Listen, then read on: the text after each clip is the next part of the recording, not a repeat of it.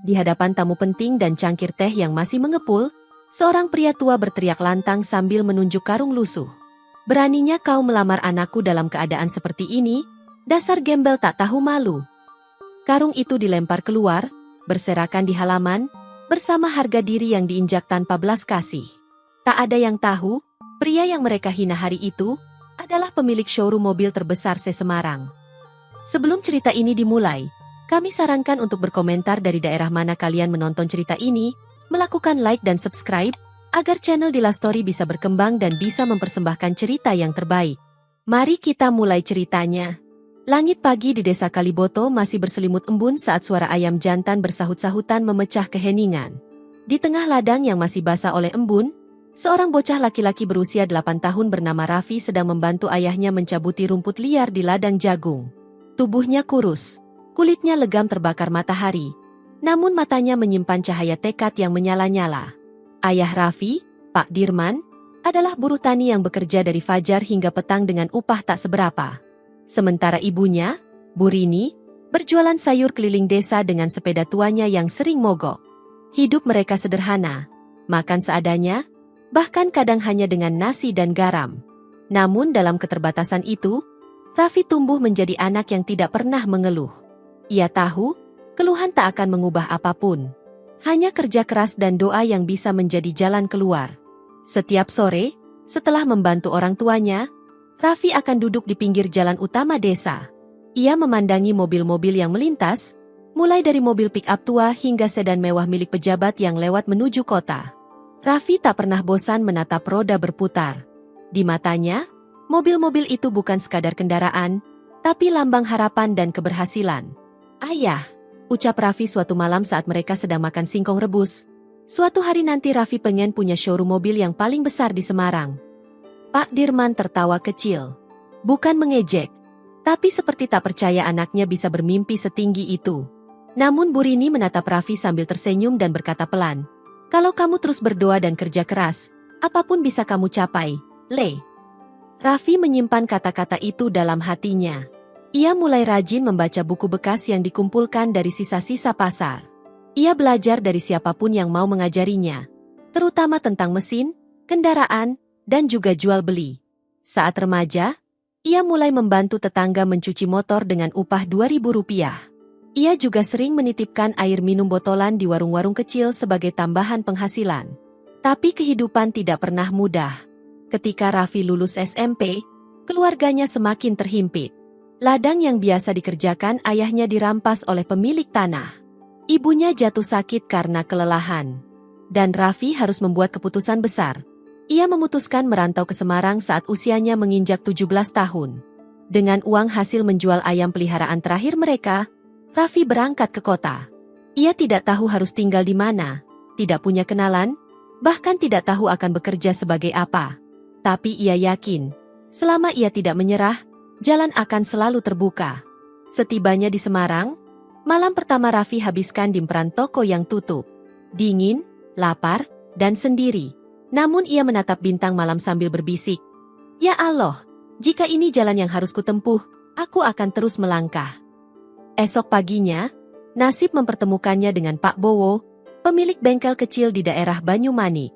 Pak Bowo melihat Raffi sedang membersihkan halaman masjid tanpa diminta, lalu menawarinya pekerjaan sebagai tukang cuci mobil. Gaji kecil, tapi ada tempat tidur dan makan 3 kali sehari. Raffi menerimanya tanpa pikir panjang. Di bengkel itulah perjalanan luar biasa Raffi dimulai. Hari-hari Raffi di bengkel Pak Bowo dimulai lebih awal dari siapapun. Saat langit masih gelap, ia sudah menyapu halaman bengkel, menyiapkan air sabun, dan menyusun ember serta lem.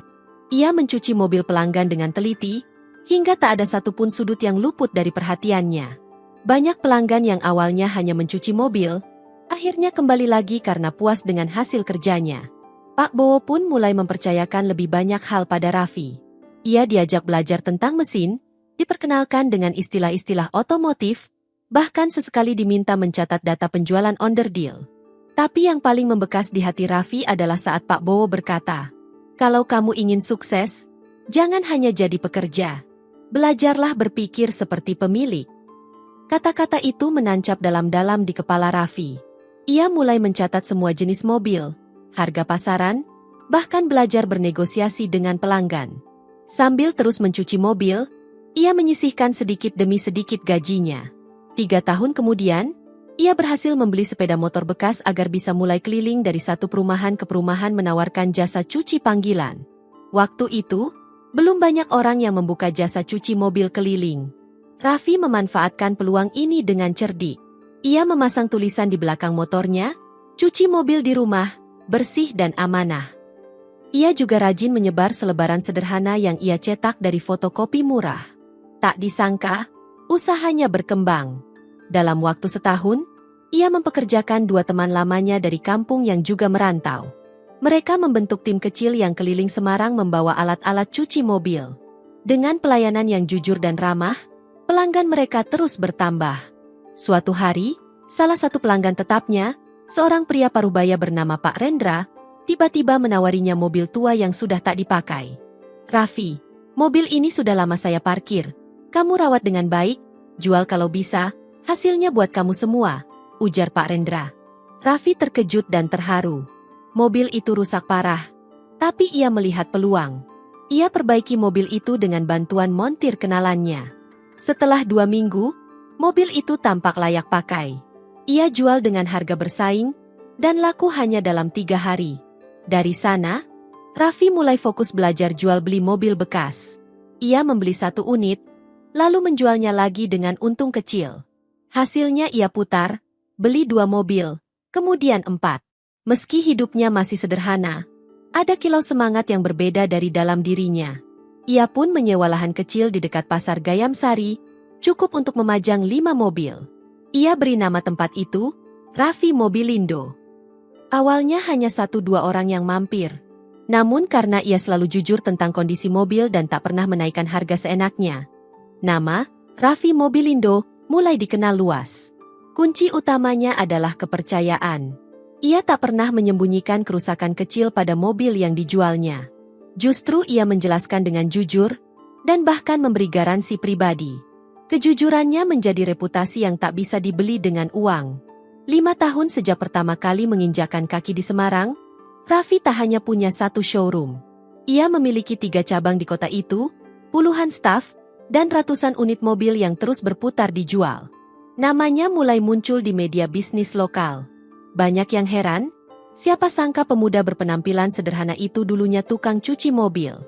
Namun di balik semua kesuksesan itu, Raffi tetap menyimpan 1 kekosongan. Ia ingin berbagi hidup dengan seseorang yang bisa melihatnya sebagai manusia, bukan dompet berjalan. Ia rindu pada kehangatan keluarga, seperti saat kecil bersama ayah dan ibunya di gubuk tua mereka. Dan tanpa ia duga, takdir mempertemukannya dengan sosok yang mampu membuat hatinya bergetar untuk pertama kalinya. Pagi itu langit Semarang cerah. Udara kota masih terasa sejuk ketika Raffi mengunjungi panti asuhan yang beberapa bulan terakhir rutin ia bantu. Ia datang bukan dengan iring-iringan mobil mewah atau staf, melainkan hanya mengendarai mobil Avanza tua yang biasa ia gunakan untuk kegiatan sosial. Ia membawa sembako, mainan anak, dan beberapa alat sekolah. Anak-anak menyambutnya dengan antusias, memeluknya erat seolah Raffi adalah kakak mereka. Di tengah tawa dan candaan anak-anak, matanya terpaku pada sosok perempuan muda yang sedang mengikat rambut seorang gadis kecil. Perempuan itu mengenakan gamis sederhana dan kerudung abu-abu.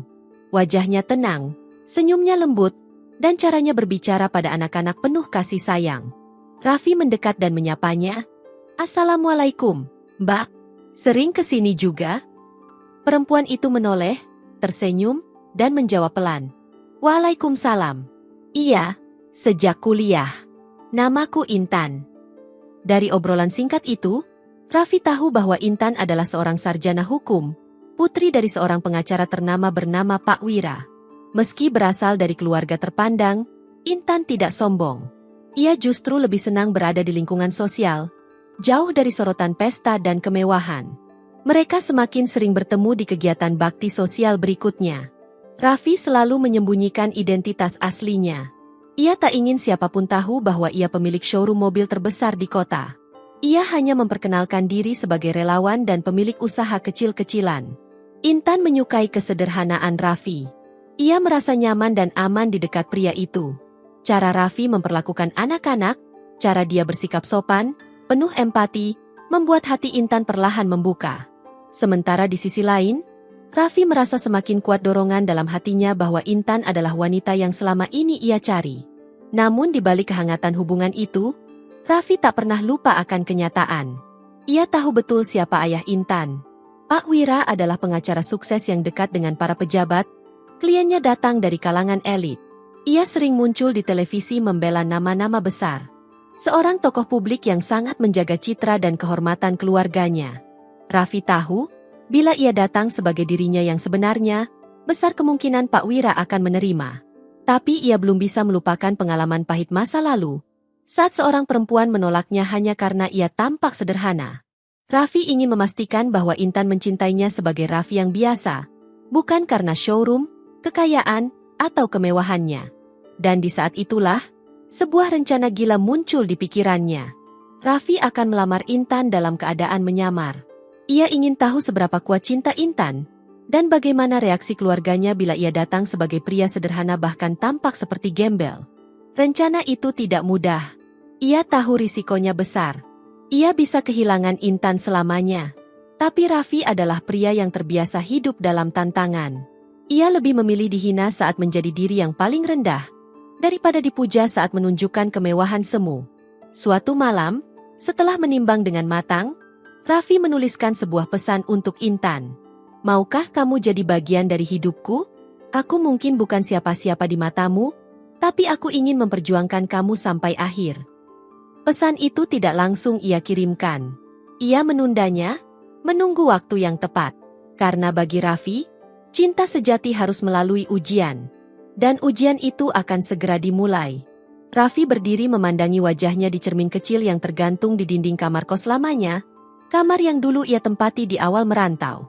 Di meja kayu usang di belakangnya, tergolek sebuah karung goni, seikat pakaian lusuh, dan sandal jepit yang solnya sudah mulai mengelupas. Semua itu akan menjadi bagian dari penyamarannya. Ia menarik napas panjang. Kalau dia benar-benar tulus, dia tidak akan peduli pada ini semua, gumamnya pelan.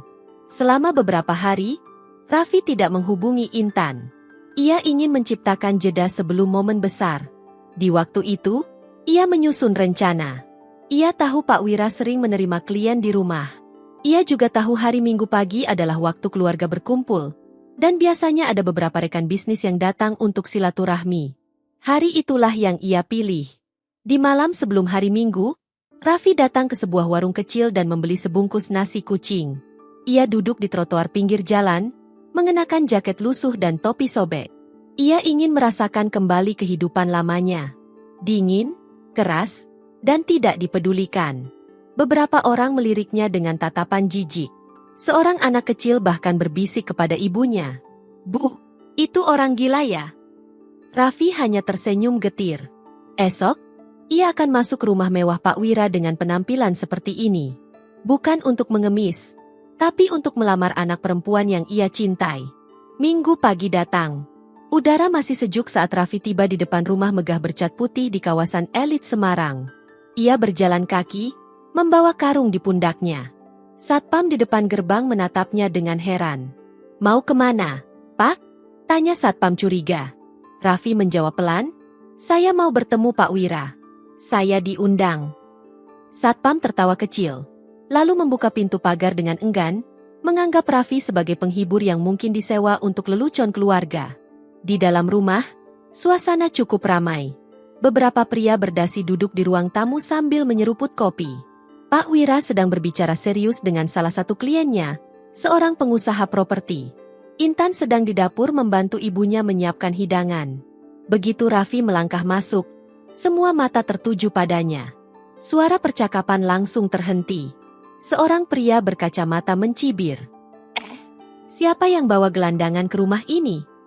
Pak Wira berdiri, wajahnya berubah tegang. "Maaf, Anda siapa?" tanyanya dengan nada tajam. Raffi menunduk, lalu berkata tenang, "Saya Raffi. Datang untuk melamar putri Bapak." Semua orang tertawa. Salah satu klien Pak Wira menyemburkan kopi yang sedang diminumnya. Intan yang mendengar suara dari ruang tamu segera keluar. Matanya membelalak melihat Raffi berdiri dengan pakaian dekil dan membawa karung. "Mas, Raffi?" bisiknya tak percaya. Raffi menatapnya penuh keyakinan. "Maafkan aku, Intan. Aku datang bukan membawa mobil mewah atau mahar emas. Aku hanya membawa niat tulus dan cinta yang tak akan pudar." Pak Wira murka. Wajahnya merah padam. "Keluar dari rumah saya sekarang juga. Kamu mempermalukan keluarga saya di depan klien penting."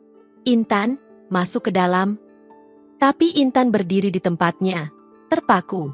Ia tidak tahu apa yang sedang terjadi. Ia mencintai Raffi, tapi ia tak mengerti mengapa pria yang selama ini bersih dan rapi datang dalam wujud seperti itu. Pak Wira melangkah ke arah Raffi, merebut karung dari tangannya, lalu melemparkannya keluar rumah. Karung itu terhempas di halaman. Isi bajunya tercecer di tanah. "Kamu pikir anak saya bisa hidup dengan gembel seperti kamu? Jangan pernah datang ke sini lagi," bentaknya. Raffi menatap Intan dengan mata yang mulai berkaca-kaca. Tapi ia tidak berkata apa-apa. Ia memutar tubuhnya, berjalan pelan meninggalkan rumah itu. Di belakangnya, semua orang masih tertawa. Tapi di dadanya, hati Raffi bergemuruh. Ia tidak menyesal. Ujian itu sudah dijalankan. Dan ia sudah melihat siapa yang sebenarnya. Namun apa yang akan terjadi setelah ini? Belum ada yang bisa menebak. Langkah Raffi meninggalkan rumah Pak Wira terasa berat. Bukan karena hinaan yang dilontarkan atau karung lusuhnya yang dilempar ke jalan. Tapi karena sorot mata Intan yang bimbang dan tak mengucapkan sepatah kata pun. Di kepalanya, ribuan tanya berkecamuk. Apakah Intan hanya terdiam karena terkejut? Atau memang hatinya goyah saat melihat pria yang ia cintai datang tanpa harga diri di mata orang tuanya? Raffi menahan emosi. Di dalam mobil bututnya yang ia parkir jauh dari rumah itu agar tidak mencurigakan, ia duduk diam, memandangi tangannya sendiri. Jari-jarinya yang dulu pernah kasar karena mencuci mobil satu persatu, kini kembali mengencang menahan rasa yang bercampur antara kecewa, marah, dan sedih. Ia tidak kembali ke rumah. Ia pergi ke showroom pusat, masuk ke dalam ruang kerjanya yang luas dan sepi. Di dinding tergantung foto-foto dirinya saat menerima penghargaan sebagai pengusaha muda inspiratif. Di rak buku, tertata rapi penghargaan dan piagam dari berbagai lembaga otomotif. Tapi semua itu mendadak terasa hampa. Raffi membuka laci, mengambil kotak kecil bludru biru yang berisi cincin berlian. Cincin yang ia pesan khusus dengan ukiran nama, Raffi Intan. Ia menatapnya lama, lalu menutupnya kembali dengan perlahan. "Belum saatnya," bisiknya lirih. Sementara itu di rumah Pak Wira, suasana mencekam. Intan mengurung diri di kamar. Ia tidak berbicara kepada siapapun, bahkan kepada ibunya. Pak Wira mondar-mandir di ruang tengah, kesal bukan main. "Saya dipermalukan di depan klien besar. Bagaimana bisa gelandangan itu datang dan melamar anak saya? Intan harusnya tahu diri." Namun Intan justru duduk termenung sambil memeluk tas kecilnya. Di dalam tas itu, tersimpan buku catatan kecil yang penuh dengan tulisan tangan Raffi. Catatan dari setiap kegiatan sosial yang mereka lakukan bersama. Ia masih ingat jelas, pria yang ia kenal selama ini adalah orang yang paling peduli, paling tulus, paling sabar. Tapi mengapa hari itu Raffi datang dengan penampilan seperti itu? Malam itu, Intan mencoba menghubungi Raffi. Tapi tak satu pun pesannya dibalas. Teleponnya pun tidak diangkat. Ia menunggu sampai larut malam, berharap Raffi mengirimkan penjelasan. Namun yang ia dapatkan hanya sunyi. 2 hari berlalu. Di media sosial, muncul sebuah unggahan dari akun otomotif lokal, pemilik Raffindo Auto beri donasi 500 juta ke panti asuhan. Foto yang menyertainya menunjukkan Raffi, mengenakan jas hitam elegan, tersenyum bersama anak-anak panti. Intan tercekat. Ia baru sadar bahwa Raffi adalah pria yang sama dengan yang pernah ia lihat di berita beberapa bulan lalu. Ia teringat pernah bertanya pada Raffi, kenapa wajahnya seperti familiar, tapi Raffi hanya tertawa dan mengelak. "Ya Allah," bisik Intan. "Dia menguji aku." Intan segera bangkit, mengambil kunci mobilnya. Ia ingin menemui Raffi, menjelaskan semuanya.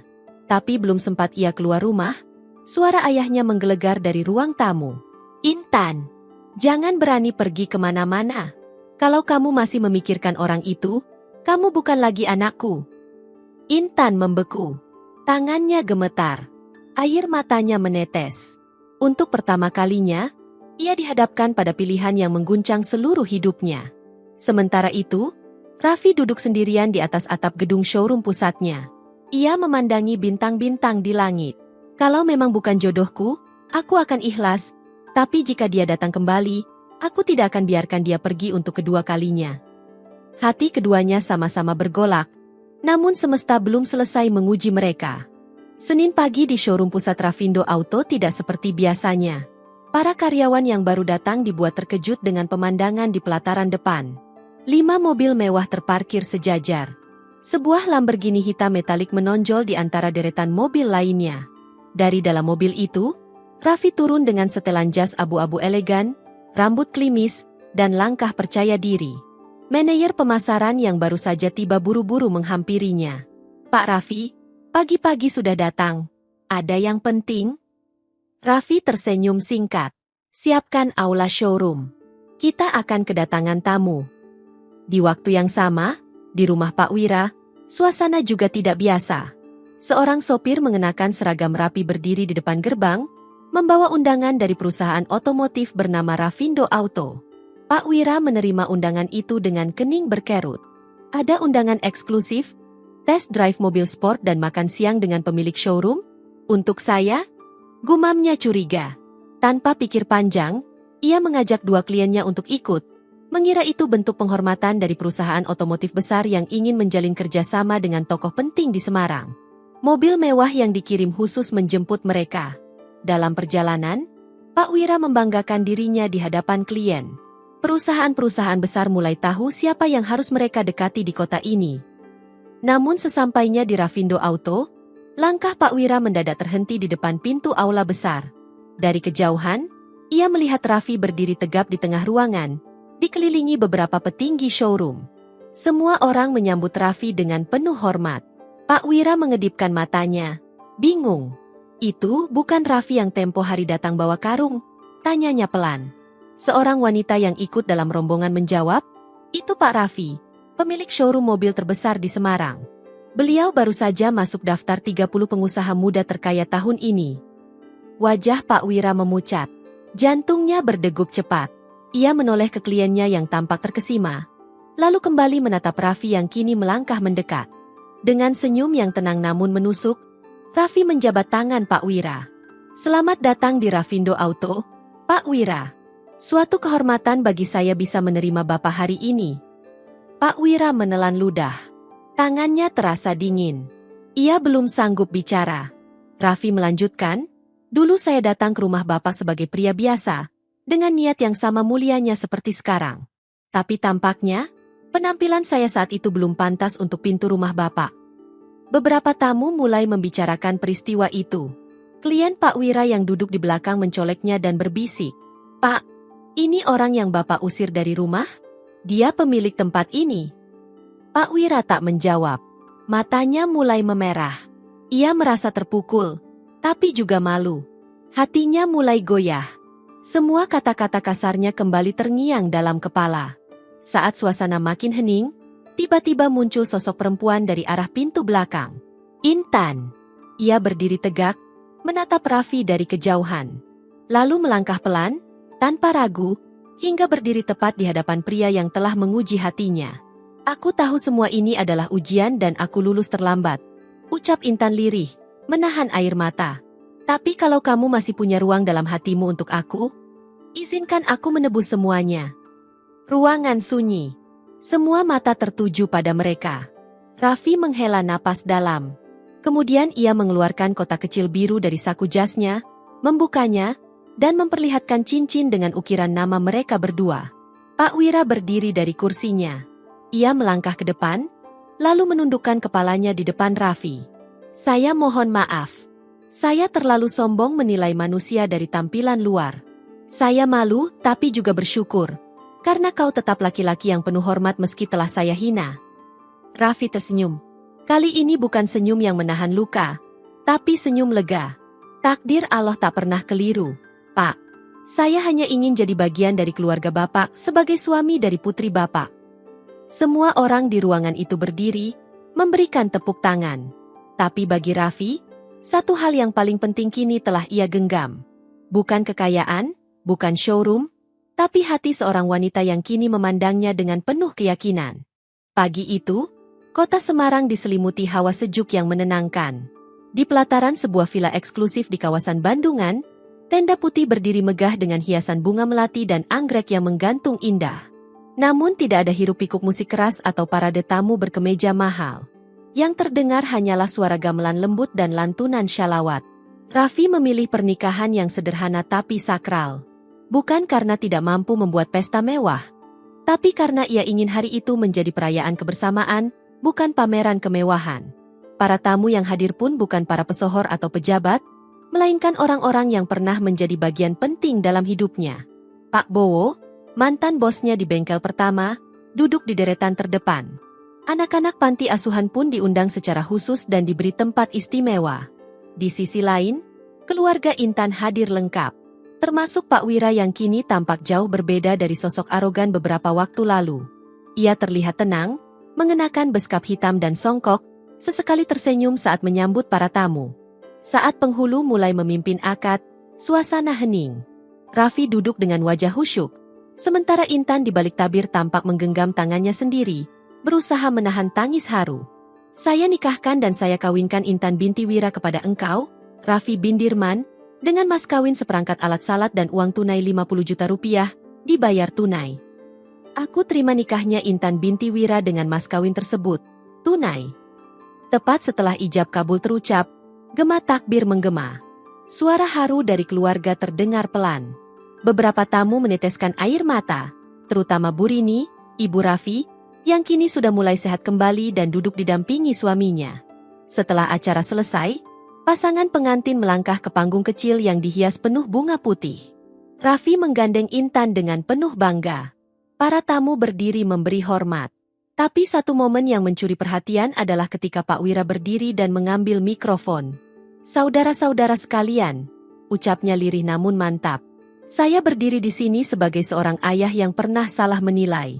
Hari ini, saya belajar bahwa harga diri sejati bukan terletak pada jas mahal atau karung usang, tapi pada niat tulus dan hati yang jujur. Raffi, anak muda ini, bukan hanya menaklukkan hati anak saya, tapi juga kesombongan saya sendiri. Suasana menjadi syahdu. Tepuk tangan bergemuruh. Intan menatap ayahnya dengan mata berbinar. Terima kasih, ayah, bisiknya pelan. Setelah pesta selesai, Raffi dan Intan berjalan pelan menuju mobil klasik berwarna krem yang sudah dihias bunga. Bukan mobil mewah dari showroom, tapi mobil pertama yang pernah Raffi perbaiki dan jual ulang. Ia membelinya kembali dari pemilik lama, hanya untuk hari ini. Mobil itu adalah simbol perjuangannya. Sebelum naik, Raffi berbalik menghadap para tamu. Saya ingin mengucapkan terima kasih kepada semua yang hadir. Hari ini bukan hanya hari bahagia kami, tapi juga hari pembuktian bahwa siapapun bisa bermimpi, siapapun bisa bangkit, asal tidak pernah berhenti melangkah. Tepuk tangan mengiringi langkah mereka menuju mobil. Dan saat pintu tertutup, mesin menyala, dan mobil melaju pelan meninggalkan villa, semua orang tahu, ini bukan akhir, tapi awal dari kisah yang akan terus menginspirasi. Beberapa minggu setelah pernikahan, Raffi dan Intan memilih untuk tidak langsung berbulan madu ke luar negeri seperti pasangan kaya pada umumnya. Mereka tinggal di rumah sederhana yang dulu pernah ditempati Raffi di masa awal merintis. Rumah mungil itu berada di dekat showroom pusat, berdinding batu bata ekspos, penuh tanaman hijau yang ditanam sendiri oleh Raffi. Kalau kita ingin tahu rasa syukur itu tumbuh atau tidak, kembalilah ke tempat di mana kamu dulu berjuang, kata Raffi suatu malam saat duduk berdua di teras rumah. Intan tidak keberatan. Justru di sanalah ia merasakan cinta yang sesungguhnya. Di tengah kesederhanaan, di balik suara jangkrik dan aroma tanah yang lembab seusai hujan. Setiap malam, Raffi menceritakan kisah hidupnya, bukan dengan nada mengeluh, tapi sebagai pelajaran. Tentang bagaimana ia tidur di emperan, bagaimana ia dicibir pelanggan saat masih cuci mobil, bagaimana dulu ia hanya bisa makan nasi bungkus Rp2.000 sehari sekali. Intan mendengarkan dengan penuh haru. Di malam-malam itu, ia merasa semakin mengenal siapa suaminya sebenarnya. Seorang lelaki yang luka-lukanya telah berubah menjadi pondasi kokoh. Lelaki yang tidak butuh pengakuan dunia, karena ia sudah mengenal dirinya sendiri. Namun tidak semua orang senang dengan kehidupan baru mereka. Suatu pagi, saat Intan pergi ke rumah orang tuanya untuk mengantar dokumen, ia bertemu dengan kerabat jauh yang dulu sempat menyindir Raffi saat lamaran. Wanita itu, Tante Mira, menyapa dengan nada sarkas. "Gimana rasanya jadi istri bekas gembel, Tan? Udah biasa ngangkat karung belum?" Intan menatap wanita itu tajam. Tapi alih-alih marah, ia tersenyum. Lebih baik jadi istri lelaki yang pernah bawa karung tapi jujur, daripada istri lelaki yang bawa mobil mewah tapi hidup dari menipu. Ucapan itu menghentak. Tante Mira terdiam, lalu pergi dengan wajah memerah. Raffi tahu tentang kejadian itu dari Intan saat mereka makan malam. Ia hanya tersenyum dan berkata, "Kamu membelaku lebih baik daripada aku membela diriku sendiri." Hari-hari mereka berjalan dengan penuh kesederhanaan namun juga keberanian. Raffi tidak menyembunyikan siapa dirinya lagi. Ia tetap menjalankan bisnisnya dengan jujur dan terus melebarkan sayap Raffindo Auto hingga keluar Jawa. Tapi ia selalu memprioritaskan waktu untuk keluarganya. Intan, di sisi lain, memilih tidak menjadi pengacara seperti ayahnya.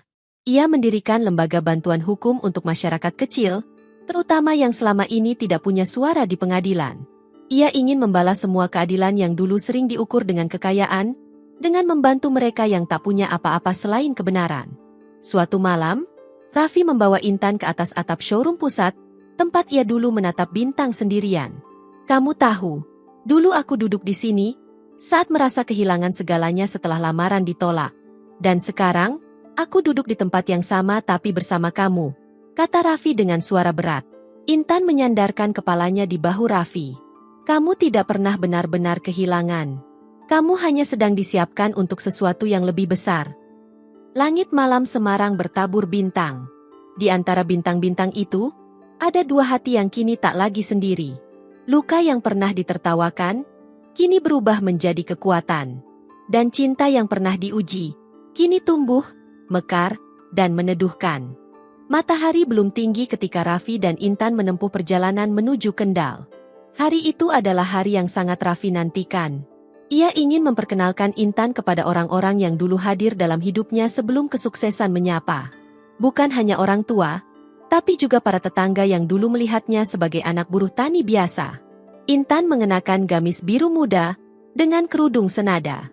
Raffi memilih mengenakan kemeja putih sederhana dan celana jeans.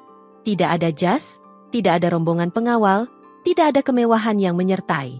Mereka hanya membawa 2 dus sembako di bagasi mobil, serta beberapa mainan untuk anak-anak sekitar. Begitu mobil berhenti di depan rumah kayu tua yang pernah ia tinggali, Raffi turun lebih dulu dan membuka pagar kecil yang sudah mulai berkarat. Pak Dirman dan Bu Rini langsung keluar rumah menyambut. Mata Bu Rini berkaca-kaca saat melihat putranya menggandeng wanita yang begitu anggun namun bersahaja. "Le, ini istrimu?" tanya Bu Rini dengan suara bergetar. Raffi mengangguk. "Namanya Intan, Bu. Anak paling baik yang pernah Raffi temui." Intan mencium tangan keduanya, kemudian memeluk Bu Rini erat. Mereka masuk ke dalam rumah dan duduk bersama di ruang tamu kecil yang hanya diisi sofa lama dan kipas angin berdiri. Raffi memperkenalkan setiap sudut rumah kepada Intan, menceritakan bagaimana ia dulu belajar di bawah cahaya lampu minyak, tidur di tikar pandan, dan menulis mimpi-mimpinya di dinding dengan kapur tulis bekas. Setelah makan siang bersama, Raffi dan Intan berjalan menyusuri jalan tanah menuju ladang belakang rumah. Di sanalah, ia bertemu dengan Pak Rahmat, tetangga lama yang dulu sering memberinya beras ketika keluarganya kesulitan. "Raffi? Astagfirullah, sekarang sudah sukses." "Ya, Nak," ucap Pak Rahmat dengan mata berbinar. Raffi memeluknya erat. "Kalau bukan karena bantuan panjenengan dulu, saya mungkin gak bisa sekolah, Pak." Ia lalu memberikan sebuah amplop kepada Pak Rahmat, yang berisi dana untuk memperbaiki rumah kayunya yang mulai lapuk. Pak Rahmat menolak berkali-kali, tapi Raffi menahan tangannya dengan lembut. "Anggap saja ini titipan rezeki dari Allah lewat saya." Sepanjang hari itu, Raffi dan Intan keliling desa, menyapa orang-orang lama, menyusuri jalan kecil yang pernah ia lewati saat pulang sekolah dengan sandal jepit putus. Anak-anak kecil mengelilingi mereka, tertawa saat mendapat mainan dan permen dari Intan. Menjelang senja, mereka kembali ke rumah dan duduk berdua di beranda. Angin lembut berembus dari persawahan. Raffi menggenggam tangan Intan, lalu berkata pelan. Aku ingin kita kembali ke sini setiap bulan. Bukan hanya untuk orang tuaku, tapi untuk mengingat siapa diri kita sebelum semuanya berubah. Intan mengangguk. Aku pun ingin anak-anak kita nanti tahu bahwa ayahnya bukan lahir dari kemewahan, tapi dari perjuangan dan kesabaran. Raffi menatap langit yang mulai berwarna jingga. Di depan mereka, suara azan maghrib berkumandang dari masjid kecil di ujung jalan. Raffi berdiri, mengajak Intan ke dalam. Mereka berwudu bersama dan menunaikan salat berjamaah di rumah masa kecilnya. Di tempat itulah, mimpi-mimpi pertama Raffi lahir. Kini, ia tahu. Mimpi yang tulus, jika disertai tekad dan keyakinan, tidak akan pernah sia-sia. 3 bulan setelah kunjungan ke Kendal, Raffi dan Intan memulai babak baru dalam hidup mereka. Mereka memutuskan membangun rumah sederhana di pinggiran Semarang, tidak jauh dari showroom pusat, namun cukup tenang untuk menumbuhkan keluarga. Rumah itu berdiri di atas lahan seluas 1000 meter, dikelilingi pepohonan dan kebun kecil yang Intan rawat sendiri setiap pagi. Rumah itu bukan istana mewah dengan pagar tinggi atau air mancur besar, tapi setiap batu bata yang disusun, setiap ukiran kayu di pintunya, semuanya mengandung makna. Ada ruangan kecil khusus yang diberi nama Ruang Kenangan. Tempat Raffi menyimpan benda-benda dari masa lalunya, karung goni, sepatu cuci mobil, dan foto rumah lamanya. Di ruang keluarga, Raffi dan Intan sering duduk bersama, membaca buku, berdiskusi tentang rencana masa depan, dan menyusun agenda program sosial. Keduanya sepakat bahwa harta yang dimiliki bukan untuk ditumpuk, tapi untuk mengangkat lebih banyak orang dari keterpurukan. Suatu hari, Raffi mendapat undangan sebagai pembicara dalam acara wirausaha nasional. Di panggung besar, di hadapan ratusan orang, ia bercerita tanpa naskah, hanya berdasarkan luka-luka yang telah sembuh menjadi kekuatan. Saya pernah membawa karung ke rumah orang yang saya cintai, dan diusir seperti anjing liar. Tapi saya bersyukur, karena dari hinaan itulah saya sadar, siapa yang benar-benar melihat saya sebagai manusia, dan siapa yang hanya melihat apa yang saya bawa. Pidatonya viral. Banyak yang terinspirasi. Tak sedikit yang kemudian datang ke showroom hanya untuk sekadar bertemu dan berterima kasih, karena merasa hidup mereka ikut berubah. Di waktu yang sama, Intan menjalankan yayasan hukum gratis yang ia dirikan. Ia mendampingi ibu-ibu buruh yang ditindas, anak-anak jalanan yang butuh perlindungan, dan pedagang kecil yang digusur tanpa keadilan. Kantornya berada tepat di samping showroom Rafindo Auto, sehingga mereka bisa tetap dekat dan saling menguatkan setiap hari. Pak Wira, ayah Intan, yang dulu sempat menolak mentah-mentah lamaran Raffi, kini menjadi ayah mertua yang sangat menyayangi menantunya. Ia sering datang ke rumah mereka membawa makanan kesukaan Raffi. Ia juga perlahan mulai mengubah cara pandangnya terhadap orang-orang kecil. Bahkan dalam beberapa kasus, ia bergabung dengan Intan dalam pembelaan terhadap rakyat tertindas. Di satu sore yang sejuk, Raffi dan Intan duduk di balkon lantai 2 rumah mereka, memandangi matahari yang tenggelam perlahan di